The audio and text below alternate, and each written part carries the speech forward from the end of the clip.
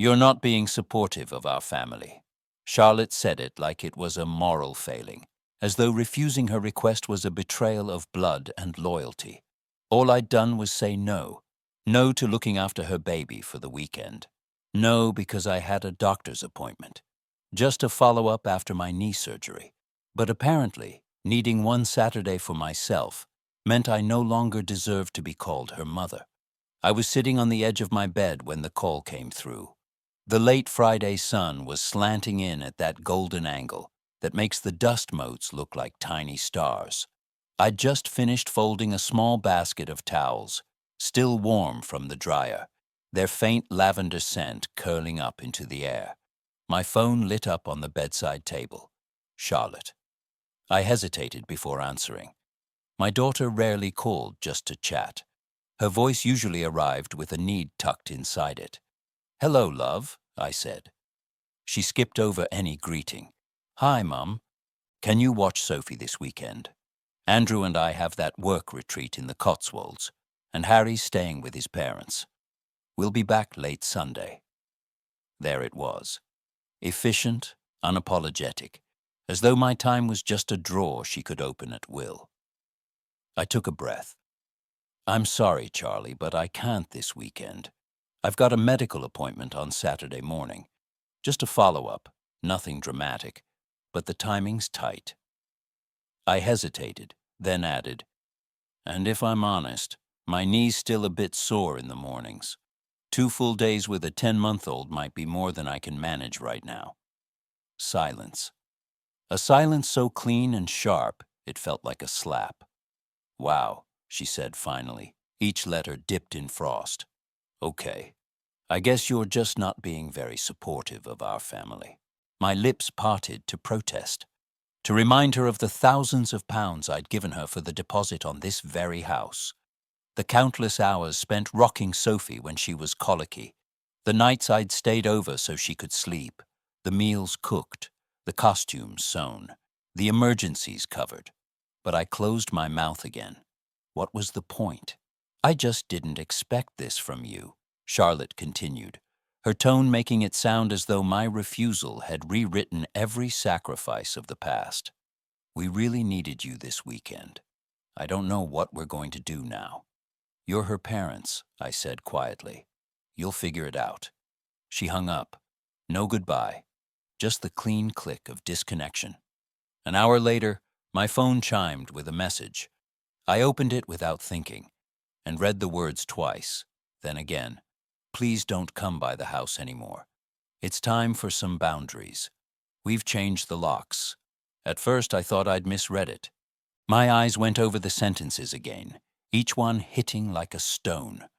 Changed the locks, as if I were some intruder to be kept out, rather than the woman who had once carried her through nights of fever. I pressed my lips together so hard they trembled. My heart pounded in my ears. Not even a phone call, just a message. After everything. I can't say exactly what made me do it, but 10 minutes later, I was in the car, driving towards their house.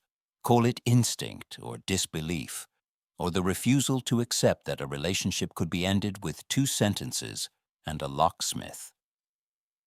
The streets were the same as ever. Neat, semi-detached houses with clipped hedges, children's bikes tipped on front lawns, Union Jacks drooping in the soft summer heat. But something had shifted, something fundamental. I parked across from the pale brick 2-story I'd helped them buy. The place looked almost smug in its symmetry, the bay windows glinting, the front steps swept clean. For a moment, I just sat there, staring at the deep forest green front door. I remembered the day we'd painted it.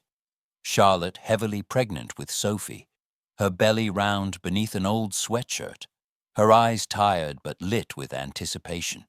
She'd joked the color looked too grown up, and we'd laughed, flecks of paint in our hair. That same door didn't open when I rang the bell. I waited. No answer. I rang again. The baby stroller was folded neatly beside the porch swing. One of Sophie's tiny trainers lay abandoned under the seat, the sole scuffed as though it had been worn to the park and back. From inside, I heard it. Footsteps, quick and whispering. A shadow shifted behind the upstairs curtain. I rang a third time, not with hope, but out of some ingrained habit. The belief that if you knock long enough, someone will let you in. Nothing. I slid my key into the lock, the same key I'd carried for 5 years, ever since they'd handed me a copy, just in case. It caught and jerked, wouldn't turn. She really had changed the locks. I withdrew the key slowly, as though it were fragile, and walked back to my car with careful, measured steps, the way you carry something that's already broken, but you're pretending isn't. It was hard to tell if I was shaking from anger or grief. Probably both. I sat in the driver's seat, hands gripping the wheel, and for reasons I still don't quite understand, I started laughing. Quiet, breathless, ridiculous laughter. The kind that comes in gasps and stutters when the alternative is to scream. Because that's what it felt like. Waking up in an alternate version of my life. One where my daughter had decided I was no longer needed, or worse, unwanted. When I got home, I made tea and left it untouched. I wandered through the kitchen, touching familiar things as though to make sure they were still mine. The chipped mug with the blue daisies, the tea towel with a faded seaside print, the magnet Sophie had given me from a school trip. But in my mind, it was the door, that green door I kept seeing, and the lock I could no longer open. The tea had gone cold on the counter, its faint steam long vanished, and still I stood there, staring at the fridge as if the right memory might step out and put this whole day back together. The fridge door was crowded, plastered with the life I'd poured into my family. Sophie's crayon drawings, wonky hearts and blocky letters. Best Grandma, I love you. A paper turkey from last November, its tail made of my hand traced in bright marker. A snapshot of Harry at Christmas, chocolate around his mouth, grinning at me as if I'd hung the moon. It all felt suddenly out of place. I reached for one card, a smudged Valentine Sophie had made in nursery, and my hand trembled. Not from age, but from the weight of something dawning in me. For years I had given and given in pounds, in hours, in every scrap of energy a mother could muster. And today one no had been enough to slam the door in my face. I needed to see it in black and white.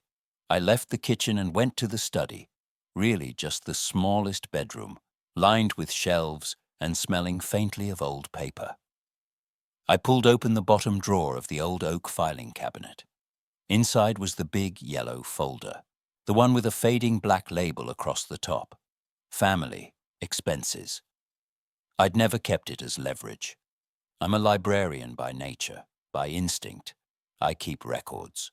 Receipts, bank slips, anything official. Not the small favors. The school runs in the rain. The night feeds so Charlotte could sleep. The times I'd skipped my own appointments because no one else could collect Sophie. No, the folder was for the big things, the commitments. I set it on the desk and flipped it open.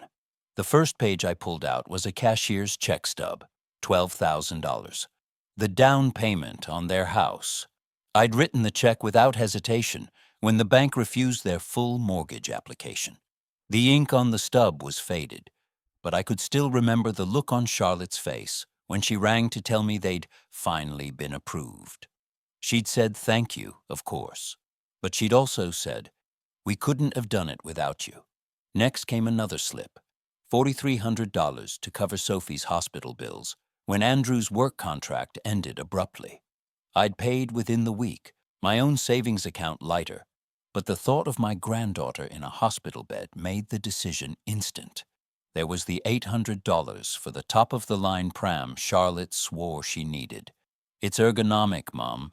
It'll last through both children. I'd never asked what became of it after Sophie grew out of it.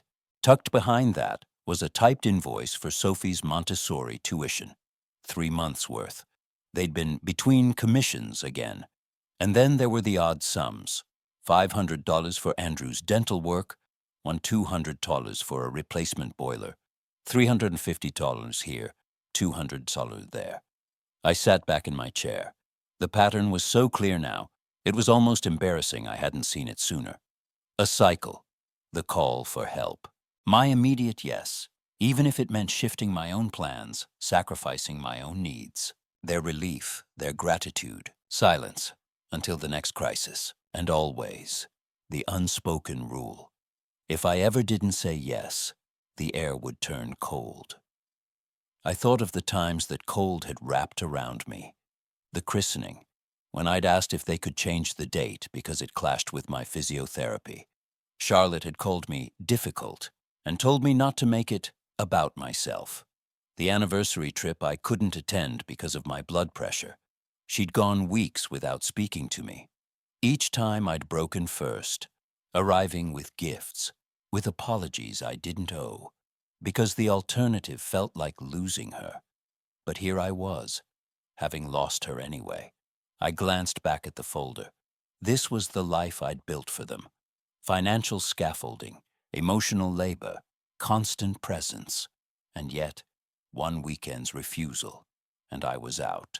The words from her text returned. It's time for some boundaries. I whispered them aloud, testing them on my tongue.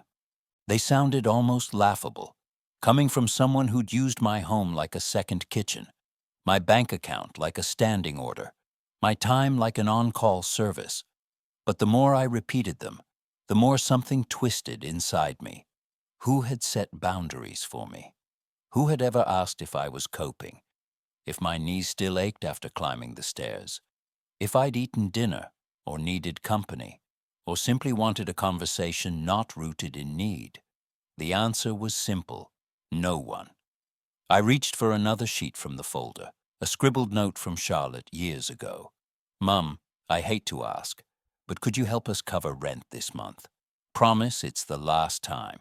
I could still hear her voice, careful, contrite, the way she'd always frame it as an emergency. Promise it's the last time. Except it never was. I set the note aside and pressed my fingertips to my temples. My head was beginning to ache, but it wasn't the physical kind. It was the ache of seeing clearly after years of squinting in the dark. In all my quiet record-keeping, I had documented the evidence of my own erasure. I leaned back, looking around the room. The shelves sagged with novels, reference books, photo albums. A framed picture on the wall caught my eye. Charlotte on her wedding day, her hand on Andrew's arm, me at her side. I remembered paying for the photographer when she said the budget was too tight. She hadn't mentioned that in her text about boundaries. I closed the folder and rested my hands on it for a moment. The weight of it was deceptive. It wasn't the paper, it was the years. Years of believing that love meant endless giving. Perhaps it did, in part. But what I'd practiced wasn't love. It was fear. Fear that if I stopped giving, I'd stop mattering. And now, I had stopped giving.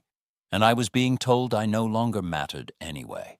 I opened the folder again, slower this time. I wanted to see every line, every pound, every note. Each entry was a breadcrumb leading back through the forest of my motherhood. And here, at the edge of it, I realized something vital. I could choose not to keep walking in circles. My eyes drifted to the small desk drawer where I kept my address book. I knew what was inside. An old business card, cream-colored, slightly bent at the corner. Philip Carter, solicitor. I hadn't called him in years, not since updating my will after my husband passed.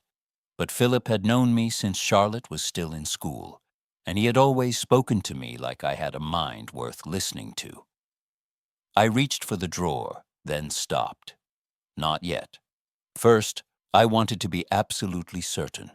Certain of what I'd given, of the shape of this cycle, of the truth that had been hiding under the polite exchanges and quick thank yous. I pulled the folder closer, took out a pad of sticky notes, and began marking each major contribution: the deposit, the hospital bill, the tuition, the home repairs. By the time I finished, the folder was bristling with yellow tabs. It looked absurdly like a library book gone mad. Some part of me, The part that had catalogued hundreds of shelves in the town library found a grim satisfaction in the order.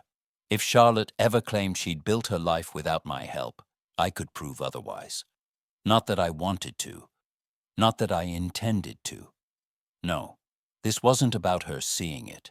This was about me seeing it. I placed the folder gently back in the drawer, shut it with a quiet click, and sat there in the stillness. The air in the room felt heavy, but my thoughts, strangely, did not. The cycle had been exposed, and once you see a pattern, it's hard to unsee it.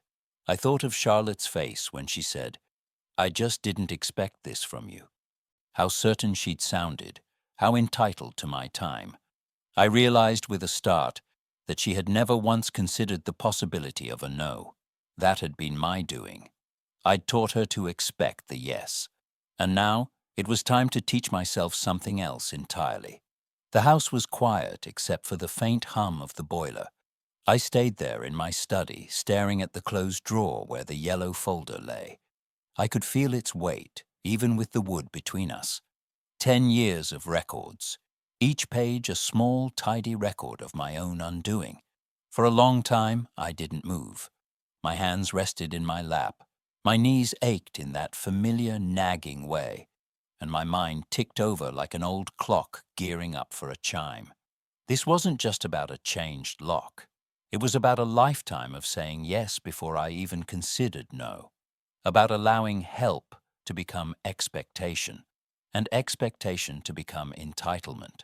And now I had proof. Not to brandish, not to weaponize, but to finally see my own story laid out in pounds and pence. I needed to decide what to do with it. I reached for the address book on the side table. The cover was faded blue leather, cracked along the spine, with my husband's old fountain pen still clipped to the front. I turned to the C's, past chiropodist and churchwarden, and there it was. The cream card with black serif print, Philip Carter, Solicitor Wickham and Carter, High Street, Lewis. I remembered the last time I'd seen him.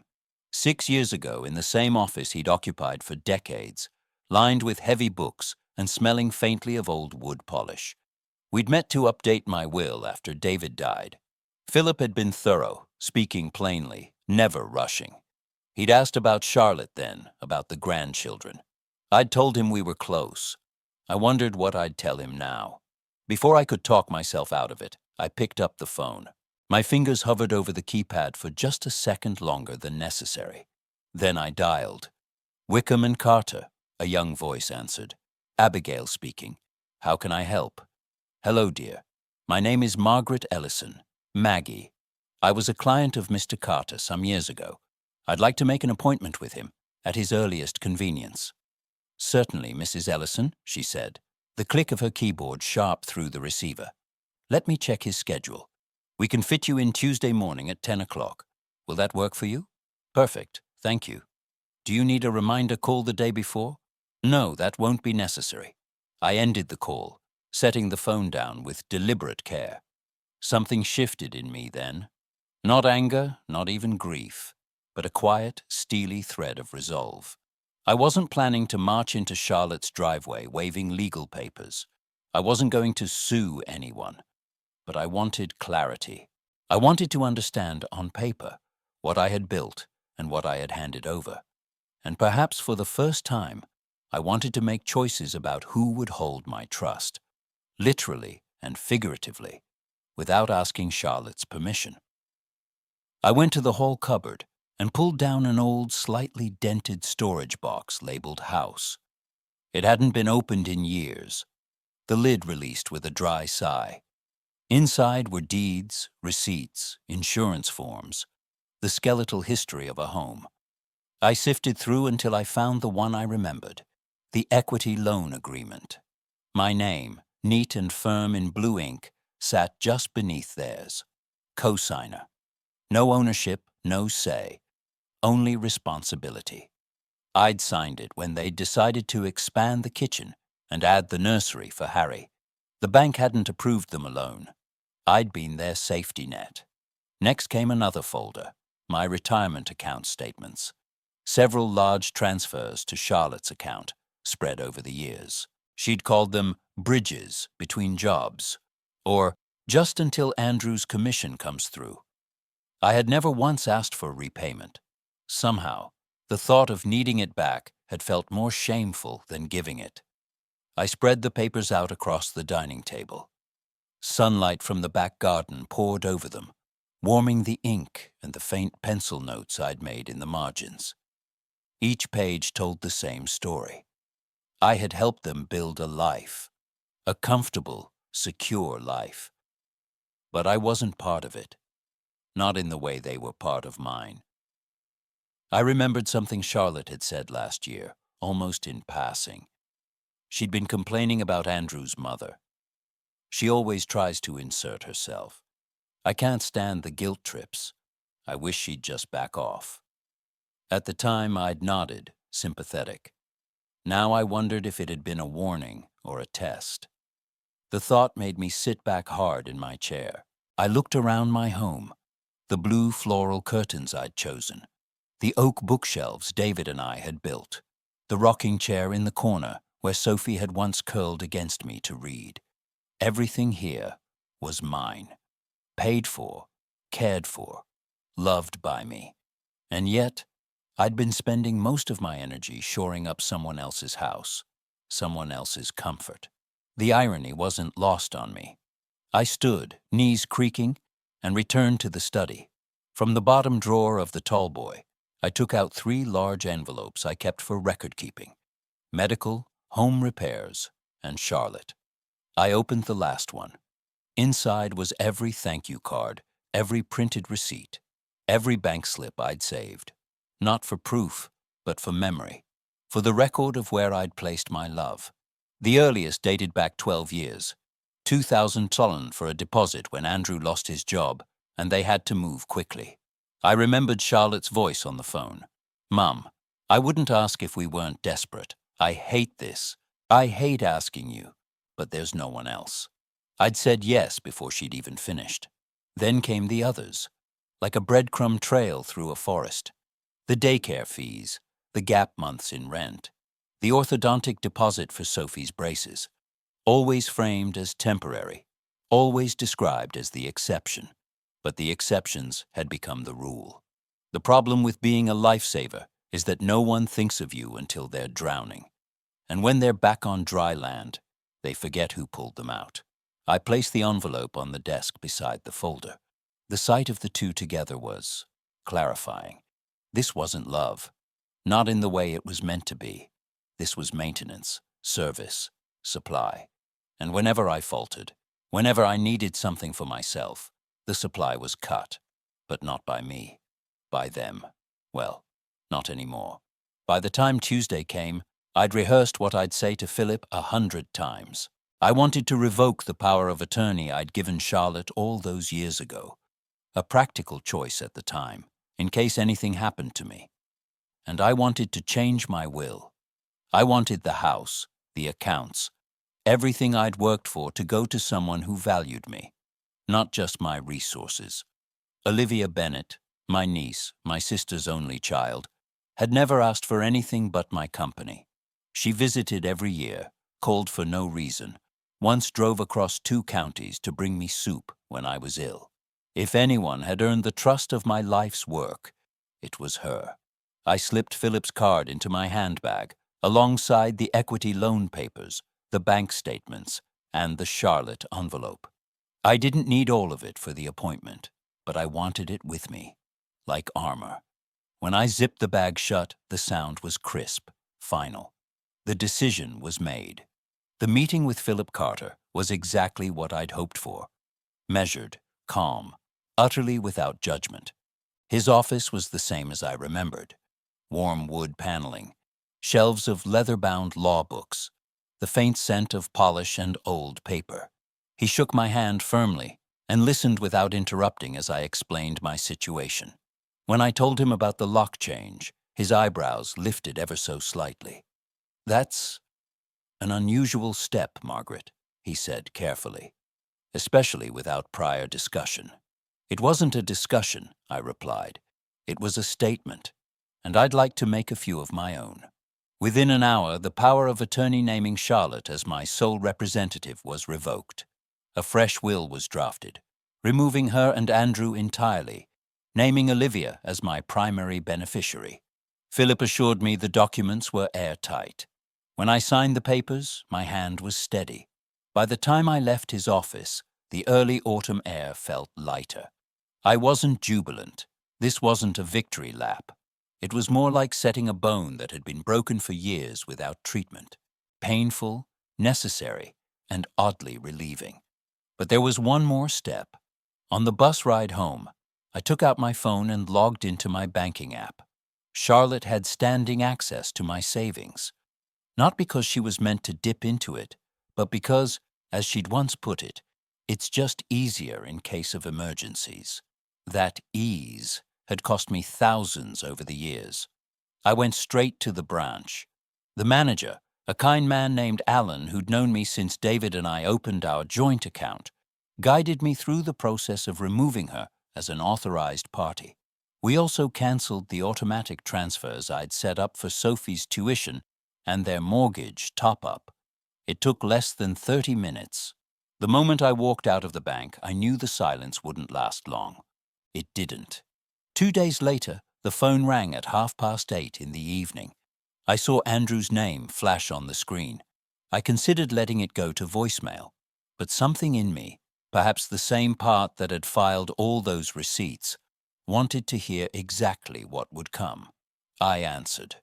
"Evening, Andrew." "What the hell is going on, Maggie?" His voice was tight, almost clipped, the way people get when they're holding back rage.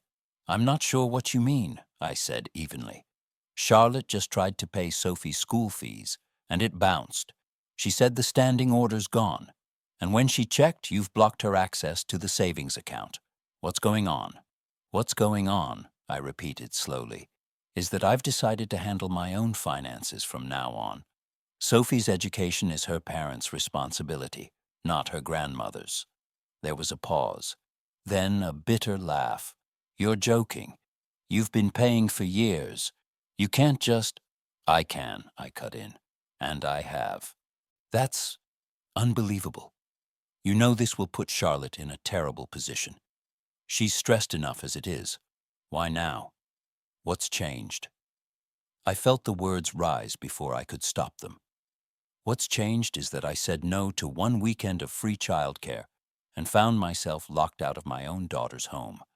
That's what's changed. Andrew's tone hardened. "You're blowing this out of proportion. Charlotte was upset, that's all. She didn't mean—" "She meant exactly what she did," I interrupted, "and I'm responding in kind." For a moment, all I could hear was his breathing, sharp and uneven. "So this is punishment?" "This," I said quietly, "is me setting my own boundaries." There was a long pause. Then, "You're going to regret this, Maggie. You're tearing the family apart over some petty misunderstanding." I didn't rise to it. "Good night, Andrew." I hung up before he could reply. The first ripple came the next morning. Charlotte didn't call. She texted. "Charlotte, I don't know what you think you're achieving here. You're hurting Sophie most of all." I stared at the message for a long time before typing back. "Me. Sophie will be fine. She has 2 capable parents. My role is grandmother, not bank." There was no reply. By afternoon, Olivia called. She'd heard from a mutual acquaintance that Charlotte was furious and telling people you've lost your mind. Olivia's voice was careful, but I could hear the anger beneath it. "You don't owe me an explanation, Aunt Maggie," she said, "but I want you to know I'm proud of you. It's about time someone stopped letting her walk all over you." Her words steadied me more than she could know. That evening, as I was clearing away my supper dishes, there was a knock at the door. Not a polite tap, but a heavy, urgent pounding. When I opened it, Charlotte was on the step. Her hair was unbrushed, her cheeks flushed, eyes sharp. "Mum," she began, stepping inside without waiting for an invitation. "What is this?" "Andrew tells me you've cut us off. All the help, everything, gone. Why?" "Why?" I echoed. "Do you really need to ask?" "Yes, I do. We've always been there for each other. I don't understand why you're suddenly doing this." I almost laughed at the choice of words. Suddenly? Charlotte, this has been building for years. I have been paying for things you and Andrew should have managed yourselves. I've been the safety net, the emergency fund, the unpaid babysitter.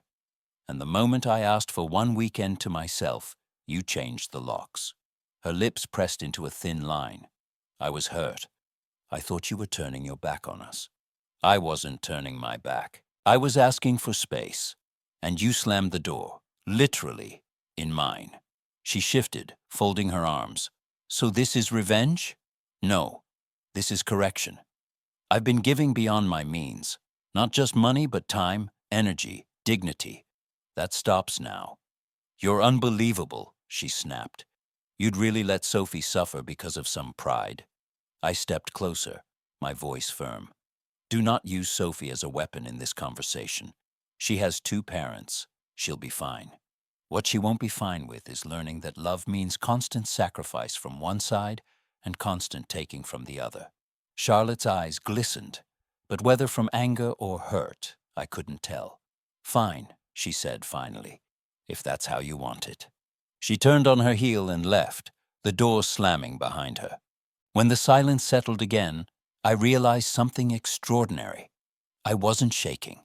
My heart wasn't racing. For the first time in years, I had stood my ground with her. Without apology, without softening the edges. The house felt different that night. Not emptier, but lighter. I knew this wasn't the end. There would be more calls, more messages, more attempts to twist the story. But the decision was made. The accounts were changed. The will was signed. For once, I wasn't reacting to their needs. I was acting on my own. And it felt steady. It started slowly, like damp creeping into a wall. First, the phone calls from people I'd known for years became different, shorter, more cautious. They asked polite questions, but didn't linger for answers. Then came the cancellations. The neighbor who suddenly couldn't make our monthly coffee. The church friend who claimed she'd forgotten our lunch. I didn't have to be told why. Charlotte had always been skilled at shaping a narrative. She didn't shout or accuse outright. She planted seeds. Mum's been a bit odd lately. I think she's struggling. It's just sad to see her make such rash decisions. It was an effective tactic. People wanted to believe her. She was young, busy, stressed. The picture of the put-upon daughter doing her best. And I was the elderly mother, suddenly withdrawing financial support, and apparently my love. By the second week, the isolation was tangible. The doorbell didn't ring. My mobile barely buzzed. The silence that had felt peaceful after our confrontation now sat heavier, more deliberate. I told myself I didn't mind, that it was better this way. But one evening, as I sat in my armchair with the television muted, I realized I'd been staring at the same spot on the wall for half an hour. I missed conversation. I missed being seen as me, not just as Charlotte's mother. It was a Thursday morning when the phone finally rang. Not the landline, the old mobile I kept mainly for emergencies. The name on the screen made me blink. Helen Morris. I hadn't spoken to Helen in 15 years, maybe more. We'd met in the late 1970s, both of us newly married, living in the same cul-de-sac in Guildford. Helen had been sharp-witted and endlessly kind, the sort of friend who could make you laugh until you cried while peeling potatoes over the sink. Life, as it does, had pulled us in different directions. Her husband's job took them north. David's work kept us here. Christmas cards became the only contact, and then, eventually, even those stopped. I hesitated before answering. Then I pressed the green button. "Maggie, is that you?" "It is," I said, smiling despite myself. "Helen, goodness, it's been years." "Too many years," she agreed. Her voice was warm, familiar, carrying the same confident lilt I remembered. "Listen, I hope you don't mind me calling out of the blue. I was going through some old photos, and found one of us at that disastrous barbecue when the gazebo blew away. Remember? I laughed, properly laughed, for the first time in weeks. How could I forget? You ended up holding down the tablecloth while David chased the sausages across the lawn. That's the one, she said, chuckling. Anyway, I thought, why not ring? And then I heard something from a mutual acquaintance, and I thought I'd better go straight to the source.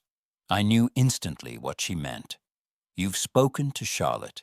Not directly, but someone told me she's been saying you're, in a bad way, confused. Not yourself. My stomach tightened. Ah, Helen's tone shifted, still kind but firmer. So I'm calling to ask, are you all right? And don't you dare fob me off. I took a deep breath. I'm all right, Helen. Better than all right in some ways. I've just made a few changes. Charlotte doesn't approve. Does she ever? Helen asked dryly. The simplicity of it, the lack of shock, the absence of judgment, caught me off guard. Would you like to meet for tea? She continued. I'm down in Lewis for a few weeks, staying with my sister. I'd love to see you. Yes, I said without hesitation. Yes, I would. We met the next afternoon at a small cafe on the high street. Helen was exactly as I remembered. Short silver hair, bright eyes, a scarf looped elegantly around her neck despite the mild weather.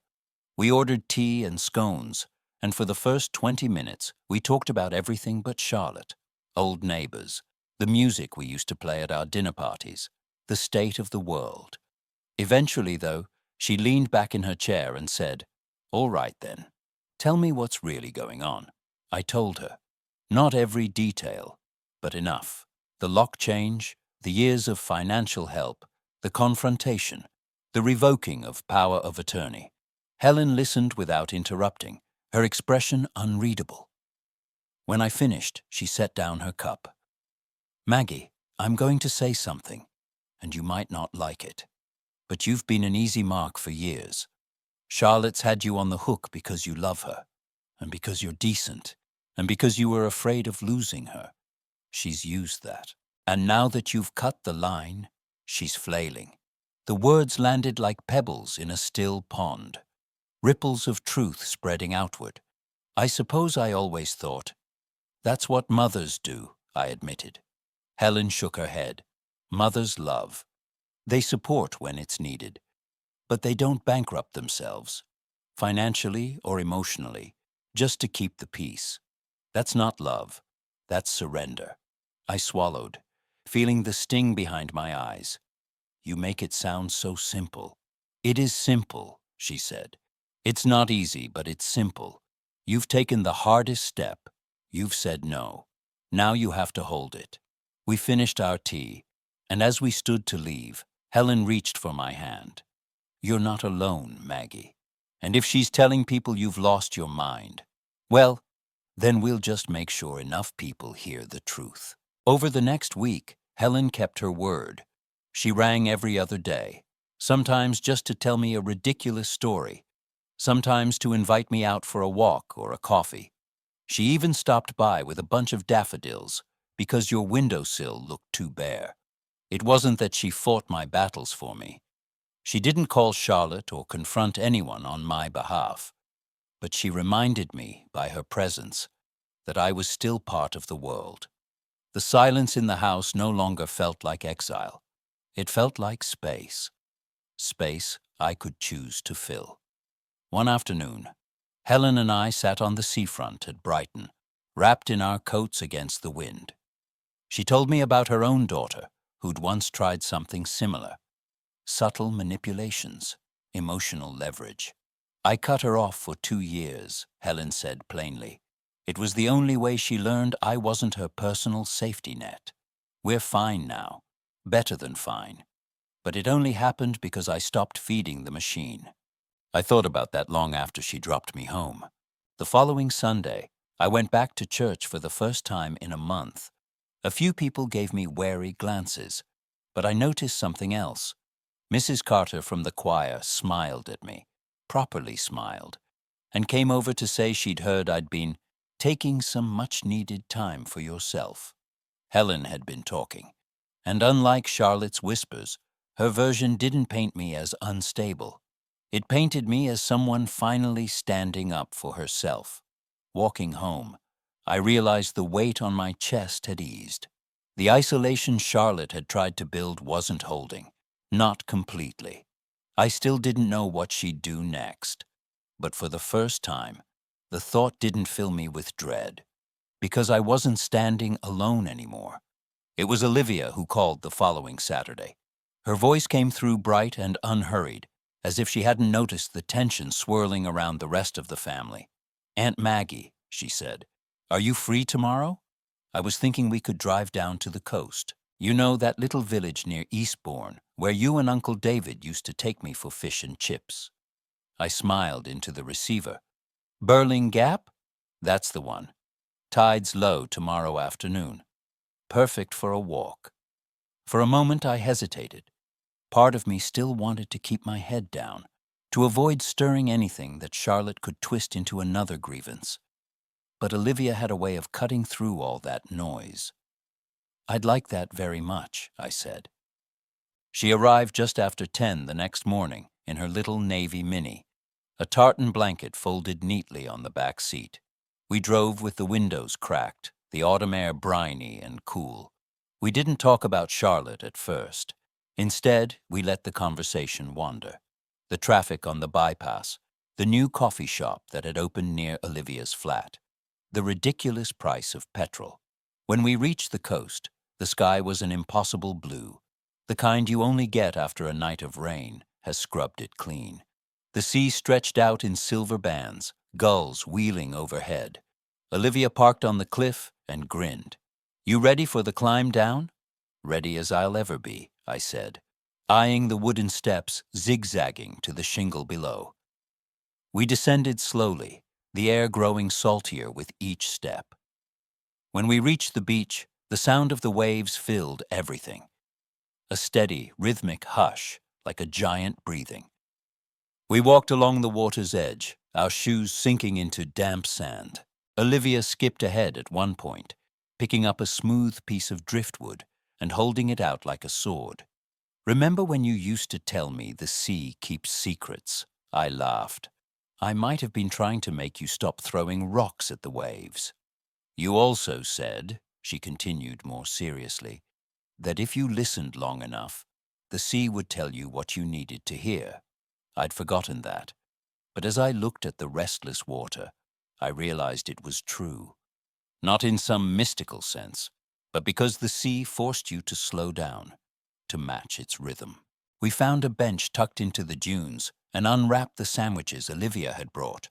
The gulls watched us with bright, greedy eyes. It was only then that she leaned back and said, "I know Mum's been making it hard for you." I didn't reply immediately. The gulls screamed overhead, and somewhere down the beach, a child was laughing. "I've been told," she continued, "that you're unwell, that you're making decisions you'll regret. But I don't see that. I see someone who's finally stopped letting herself be drained." The words caught in my throat. "She's my daughter, Liv. I never wanted this to become a war." "It's not a war," Olivia said firmly. "It's you finally protecting yourself. She doesn't like it because she can't use you the way she used to." I looked out at the sea. A fishing boat bobbed far on the horizon, almost swallowed by the glare. "Do you think I'm being cruel?" I asked quietly. She shook her head. "I think you've been far too kind for far too long. And kindness isn't weakness, but it becomes one when people learn to exploit it." Her words landed like stones dropped into still water, sending out ripples I knew would last long after the day was done. After lunch, we walked further along the shore. The tide had pulled back enough to reveal rock pools glittering with trapped seawater. Small crabs scuttled between the stones. Olivia crouched down to watch them. "You know," she said, "when I was little, I used to think the rock pools were like your house, a safe little world, full of life, separate from the chaos of the sea." I smiled faintly. "And now? Now I think, Sometimes the tide comes in, whether you like it or not, and it either refreshes the pool or sweeps everything away. We fell silent for a moment, just listening to the surf. Then Olivia straightened, brushing sand from her hands. "What are you going to do next?" I considered the question. "I don't know.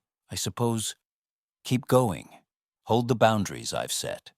Try not to let the loneliness tip me back into old habits."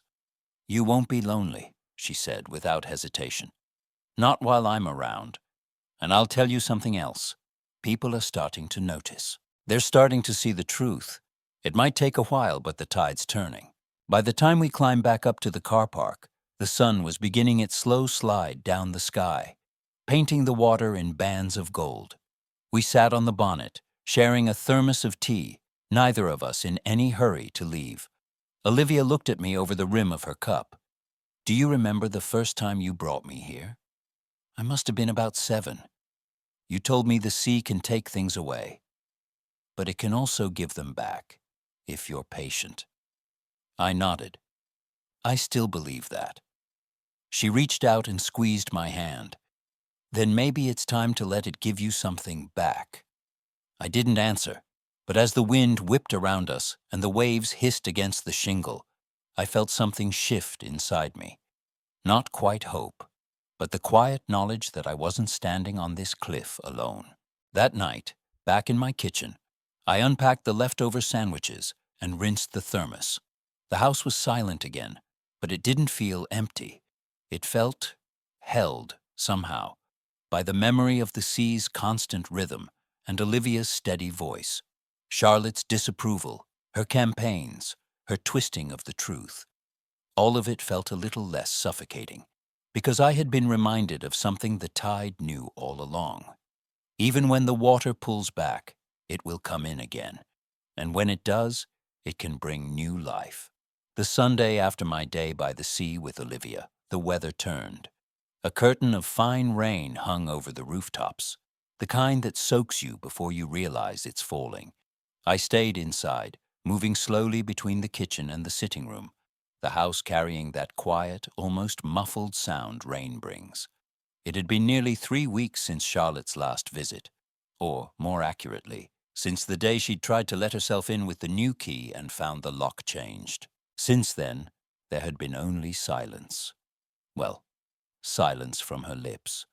I knew there were conversations happening without me. Helen had warned me. She'll be regrouping. People like Charlotte don't just give up. They wait for the next opening. I had been trying to hold that in mind, to be prepared without living in constant tension. That afternoon, my phone buzzed with an unfamiliar number. I nearly ignored it, but something made me answer. "Mrs. Harris? This is Sophie. I'm your cleaner. Or rather, I used to be, a couple of years ago, before I moved away." It took me a moment to place her. Sophie was in her early 30s, quick-moving, with an easy laugh. I remembered her from a short stint before she'd gone north to care for her father. "Of course, Sophie. How are you?" "I'm back in town now. And, well, this might sound odd, but I wanted to check in. I ran into Charlotte yesterday at the market. She mentioned you and something didn't sit right. She said you were struggling and that you might need help managing the house. But the way she said it," Sophie paused, "it sounded less like concern and more like positioning." My stomach tightened. Positioning for what? She didn't say outright, but I know the tone people use when they're laying groundwork. Sophie suggested dropping by for tea the next day, just to catch up. When she arrived, she brought a small lemon drizzle cake, still warm from her oven. The smell of sugar and citrus filled the kitchen, a sharp contrast to the faint tension that seemed to have traveled with her. Over tea, we caught up on her father's health, the move back, and her new part-time work. Eventually, she leaned forward, lowering her voice. "Maggie, I don't want to overstep, but you know Charlotte's been talking to some of your old friends, right?" "Yes," I said simply. "I've heard." Sophie sighed. "She's clever. She doesn't accuse you of anything outright, just paints a picture that you're vulnerable, that you're not yourself, that you might not be safe making your own decisions. There it was, the thing I'd felt but hadn't had confirmed so bluntly. I thought you should know, Sophie continued, because it reminded me of something. My aunt went through something similar. Her son convinced people she couldn't manage her own affairs, and within 6 months, he'd taken over her bank accounts. She didn't even realize how far it had gone until she couldn't pay her own electric bill. The rain outside had slowed to a drizzle, drops streaking down the window like tiny rivers. I'm not saying Charlotte's planning exactly that, Sophie said. But I know what it looks like when someone starts building a case, and she's building one. I sat back in my chair, feeling the weight of her words settle in. Then I suppose I need to make sure I'm harder to corner. After Sophie left, I walked through the house slowly, as if seeing it through someone else's eyes. Every tidy surface, every neatly labeled drawer, every bill paid on time. They all told the truth of my competence. But truth wasn't always enough when someone else controlled the story. That night, I pulled out the folder where I kept my most recent bank statements, property deeds, and insurance documents. I checked them twice, making sure everything was current and in my name alone. I even wrote a short, clear note, not a legal document, just a statement, outlining that I was of sound mind and fully managing my own affairs. It felt strange, almost paranoid, but also necessary. 3 days later, Sophie rang again. You might want to know, Charlotte's been asking around about your will. I almost dropped the phone. My will? She's been subtle about it, just mentioning that she's worried things aren't up to date, that she'd hate for there to be complications later, that sort of thing. That evening, I sat in the armchair, staring at the rain-darkened garden. It wasn't just a matter of Charlotte trying to guilt me into restoring the money flow. This was something deeper, more calculated. She wanted to control the future as well as the present. The thought made my skin prickle. It was Helen who steadied me again. Maggie, you've got people who see through this. Sophie sees it. Olivia sees it. I see it. The worst thing you can do right now is retreat. That's exactly what she wants. For you to feel isolated and overwhelmed so she can step in as the solution. So I didn't retreat. I went to lunch with Helen. I invited Sophie for another cup of tea. I even returned a call from an old choir friend who'd been hesitant to reach out. The house didn't feel quite so besieged. The rain eased, the air smelling faintly of wet earth. But that Friday evening, as I was locking up for the night, a car pulled up outside. Charlotte stepped out, coat pulled tight, face set. She didn't come to the door, just stood by the gate, watching the house for a long moment before getting back in and driving away.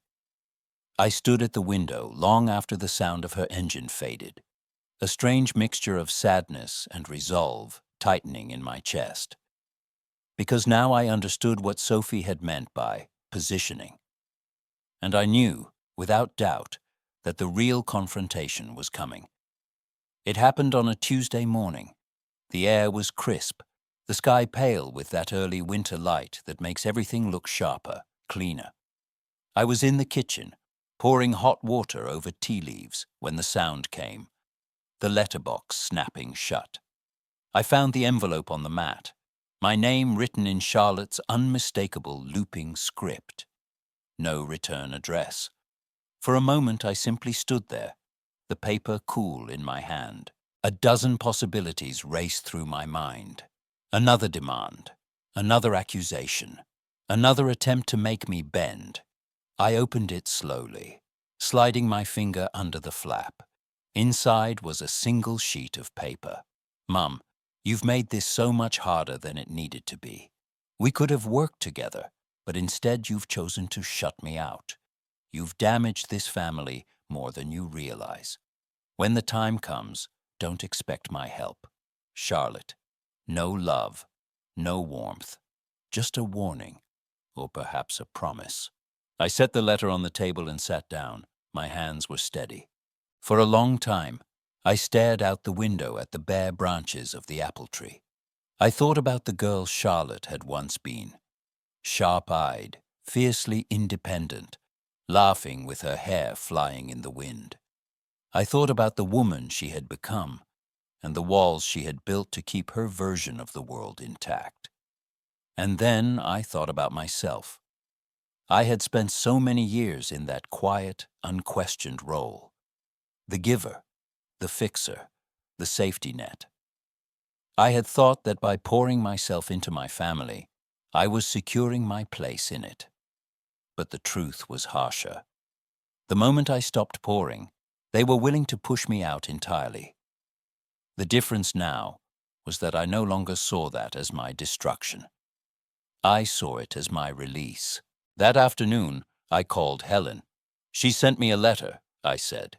Helen made a noise somewhere between a sigh and a laugh. "Of course she has. And what will you do with it?" "I'm going to file it," I said. "And then I'm going to make lunch." It wasn't defiance for its own sake. It was simply choosing not to feed the fire. In the weeks that followed, something shifted. I began to fill my days with things that had nothing to do with Charlotte's shadow. I joined a local walking group that explored different footpaths every Sunday. I volunteered one morning a week at the library, shelving books and chatting with the regulars. I started going to the small art cinema in town on Wednesday afternoons, letting myself get lost in films I'd never normally choose. Each small act was a brick in a wall that kept her storms at bay. Olivia came over one Saturday with a bag of groceries and a grin. "I thought we'd try making that seafood chowder you used to do, the one Uncle David loved." We cooked side by side, the kitchen full of the scent of garlic and herbs. At one point, she looked at me and said, "You seem lighter these days." "I think I am," I admitted. She nodded. "It suits you." Sophie popped in now and then too, sometimes with a cake, sometimes just for a cup of tea and a chat. She told me more than once that Charlotte's attempts to sway people were starting to falter. "She's repeating herself now," Sophie said. "People notice when the story doesn't evolve. They start asking questions." I didn't cling to that as a victory, but I didn't deny the small, quiet satisfaction it brought either. One frosty morning, I walked down to the beach alone. The tide was low, the sand rippled with the memory of water. I stood there for a long time, listening to the distant hiss of the waves and the cry of gulls. The sea was as Olivia had said. It took things away, but it could also give them back. And what it had given me was space. Space to breathe without fear of the next demand. Space to imagine my life without the constant obligation to justify my own existence.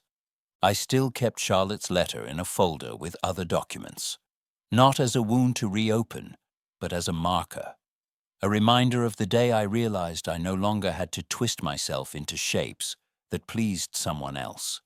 I didn't expect reconciliation, not in the short term. I didn't need it to feel whole.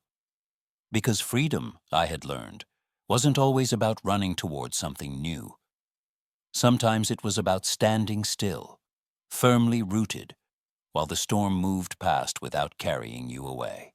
A few days before Christmas, Olivia sent me a small parcel. Inside was a framed photograph of the two of us at Burling Gap, wind in our hair, the sea bright behind us. On the back, she had written, "For when you need reminding, you are not alone." I placed it on the mantel, where the morning light would catch it. Life didn't become perfect. There were still moments of ache, of wishing things had turned out differently with Charlotte. But those moments no longer dictated the rest of my day. Instead, I found myself looking outward, toward the friends who called, the books waiting to be read, the paths still to be walked. The last lines of Charlotte's letter had been meant to frighten me. "When the time comes, don't expect my help." What she didn't understand was that I had stopped expecting it long ago. And in that absence, I had discovered something far greater, the strength to help myself. And that, I realized, was the truest freedom of all.